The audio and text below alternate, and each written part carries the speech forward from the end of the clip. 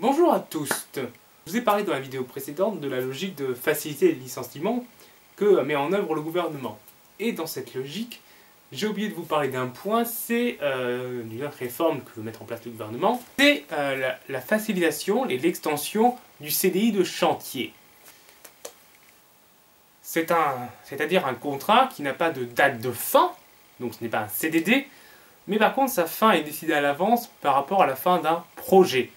Aujourd'hui, il est surtout utilisé dans la construction, donc c'est souvent des chantiers de bâtiments, mais ça peut être également l'installation du réseau électrique, ou de la plomberie, ou de la toiterie d'un bâtiment.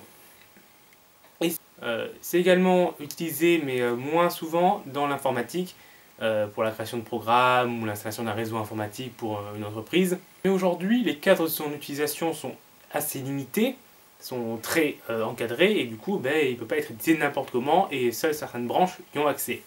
Ce type de contrat peut être rompu assez facilement, au final, puisqu'il suffit juste de déclarer que le projet sur lequel tu as été embauché est terminé, et du coup il offre assez peu de sécurité de l'emploi. Le gouvernement veut étendre son utilisation, déjà dans toute l'informatique ou dans les chantiers navals, sa mise en place est actuellement en route, et il y aurait une volonté vraiment de l'étendre pour qu'au maximum, ça soit un contrat utilisé sous prétexte d'assouplissement des conditions du contrat de travail, mais au final, il aurait comme conséquence, ce contrat d'être très avantageux pour le patronat et très peu pour les travailleurs.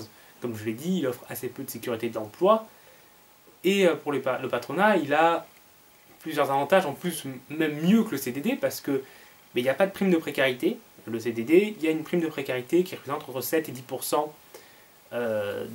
du salaire. Ce qui fait que, vu que c'est un contrat plus précaire, il y a une revalorisation au niveau du paiement. Pareil pour tout ce qui est intérim et tout, il y a des primes de précarité. Le CDI de chantier n'a absolument pas cette prime de précarité. Il est également plus facile de le rompre avant la fin, parce qu'autant un CDD, pour le rompre avant la date de fin, il faut vraiment des conditions graves. Alors que le CDI de chantier, au final, il suffit juste de trouver un moyen de dire que le projet est terminé. Donc tu arranges pour que les conditions du projet sur lequel tu embauches ton salarié soient assez floues pour pouvoir déterminer la fin plus facilement.